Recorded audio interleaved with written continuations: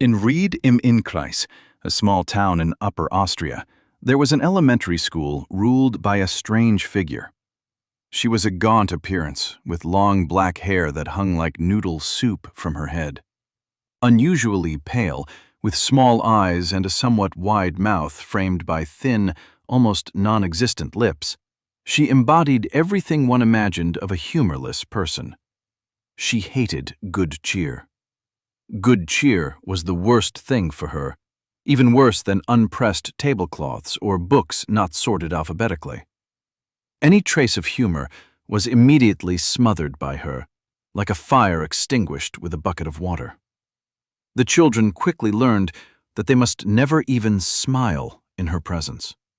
Even the faintest hint of a relaxed atmosphere was nipped in the bud by her sharp gaze and icy voice. But the classroom was on the ground floor and had large windows that faced the bustling schoolyard. One day, while she was teaching as usual, something unexpected happened. A window cleaner, a small man with a round face and a good-natured smile, climbed the ladder to clean the windows.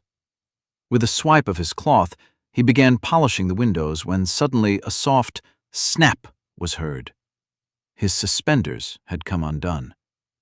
The children noticed it first, and their eyes widened with delight as the window cleaner's pants slowly began to slide down. The window cleaner, holding onto the ladder with one hand and trying to pull up his pants with the other, desperately tried to maintain his balance. But each time he thought he had his pants secure again, they slipped down once more. The children burst into laughter, and the teacher, trying to maintain her authority, tried not to look. But the sight of the struggling window cleaner, whose pants finally fell completely, leaving him standing in colorful underwear, was too funny. Her face twitched, she bit her lip, and she struggled desperately against the urge to laugh. The next day, just when she thought the ordeal was over, a cat appeared in front of the window. It was a fat, fluffy cat with an expression that more resembled a human deep in thought. The cat began making strange sounds that resembled human murmuring. It sat on the windowsill and seemed to follow the lesson with great interest. Then it started making faces, rolling its eyes, sticking out its tongue, and seeming to laugh outright. The children couldn't hold back and broke into roaring laughter again. She turned to the blackboard to regain her composure, but the loud laughter of the children and the cat's antics were too much. Her shoulders shook. She felt the laughter welling up inside her until it finally burst out. A dry, hoarse laugh that she couldn't suppress. A few weeks later, it was a street performer showing off his skills in front of the classroom windows.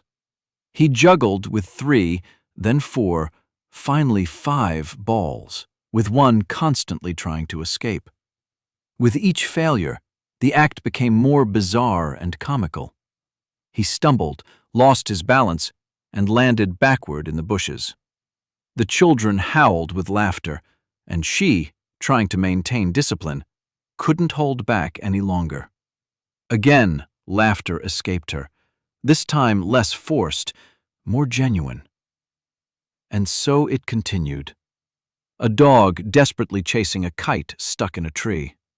A market crier loudly and exaggeratedly touting his goods while constantly losing track. A little child blowing so many bubbles at once that it disappeared into a sea of shimmering orbs. Each time something so absurd and funny happened in front of the windows, she found herself more and more immersed in laughter. The stern mask she had worn for years began to crumble. Finally, she capitulated to the power of laughter. The laughter healed her, changed her. From then on, she was perceived differently. Her once strict and humorless demeanor gave way to a friendly yet firm presence. The class was still disciplined, but the atmosphere was now infused with a new lightness. The events outside the window had changed her. She was healed, healed by the laughter she had once so despised.